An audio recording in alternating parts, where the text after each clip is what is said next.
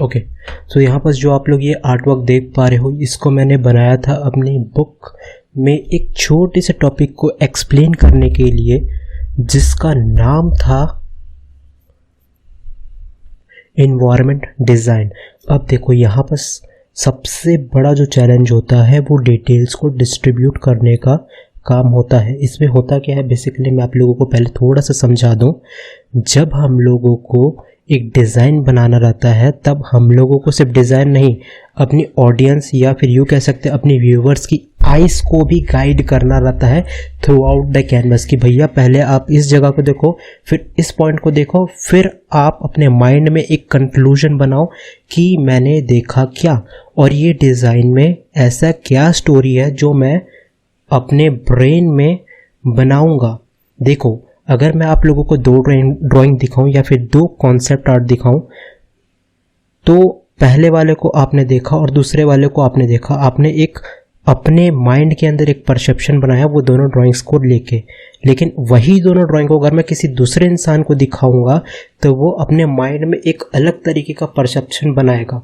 ठीक है, तो ये सारा जो परसेप्शन का जो खेल है, ये हम लोग अपने ऑडियंस या फिर अपने व्यूवर्स के ऊपर छोड़ते हैं। हम लोग यहाँ पर सीखेंगे कि हम लोग डिटेल्स को डिस्ट्रीब्यूट कैसे करें, कैनवास में अच्छे से ड्राइंग को कैसे बनाएं। ठीक है, तो जैसे कि आप लोग यहाँ पर देख पा रहे होंगे, सबसे पहले मैंने क्या किया, अपने कलर पैलेट को डिज़ाइन किया। फिर मैंने 3-4 अलग अलग इंटरनेट से जो 3 इमेजेस को निकाला, फिर उसको सिंपली एक थंबनेल डिज़ाइन का एक प्रोसेस होता है, वो वाला प्रोसेस को मैंने यहाँ पर यूज़ किया। थंबनेल डिज़ाइन वाला प्रोसेस मैं आपको किसी और वीडियो में समझाऊंगा। उसमें होता क्या है, बेसिकली 3-4 इमेजेस को मैं लेता हूँ, एक के ऊपर एक रखता हूँ, उसके बाद उन इमेजेस को मैं ब्लर करता हूँ। जैसे ही मैं ब्लर करता हूँ, मेरे को थोड़ा थोड़ा आइडिया मिल जाता है कि कलर्स किस टाइप के मैं डिस्ट्रीब्यूट करूँगा यहाँ पर। या फिर अगर आप कोई फ्रीलांस प्रोजेक्ट के ऊपर काम कर रहे हो, तो आपका जो क्लाइंट है वो आपको बताएगा कि भैया मेरे को इस डिज़ाइन पे इस टाइप के कलर्स चाहिए, आप इन कलर्स को यूज़ करना। पर जब हम लोग अपने पर्सनल प्रोजेक्ट या फिर जब हमारे क्लाइंट को ये नहीं पता रहता कि उसका कौन से कलर्स चाहिए, तब हम लोग एक एक्सपेरिमेंट टाइप की चीज़ों को यहाँ पर आजमाते हैं। तो यहाँ पर उन्हीं एक्सपेरिमेंट्स वाली चीज़ों को से निकल के ये वाला डिज़ाइन आता। अब इस डिज़ाइन में आप लोग ध्यान से देखो, यहाँ पास एक टेम्पल है और फिर ये टेम्पल एक फॉरेस्ट के अंदर बसा हुआ है। ठीक है, तो यहाँ पास 80-20 का प्रिंसिपल रहेगा। 20% मैं ये चाहता हूँ कि हमारा व्यूवर्स फॉरेस्ट को देखे, 80% उसका पूरा का पूरा ध्यान उस टेम्पल पे जाना चाहिए, और हमारी जो इस through out the design story रहेगी वो टेम्पल के अराउंड ही घूमेगी।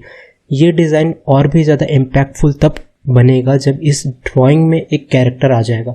वो कैरेक्टर भी आएगा आगे जाके, जो कि मैं आप लोगों को दिखाऊंगा। ठीक है, यहाँ पर थोड़ा सा प्रोसेस को फास्ट फॉरवर्ड करता हूँ ताकि आप लोग जल्दी जल्दी यहाँ पर चीज़ों को देख पाओ।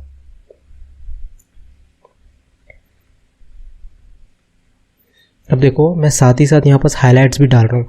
अब इस टाइप के जो डिज़ाइंस होते हैं, ये जनरली रास्टर सॉफ्टवेयर्स पे बनाए जाते हैं, या यूँ कह सकते हैं फोटोशॉप जैसे सॉफ्टवेयर्स पे इस टाइप के डिज़ाइंस को बनाए जाते हैं।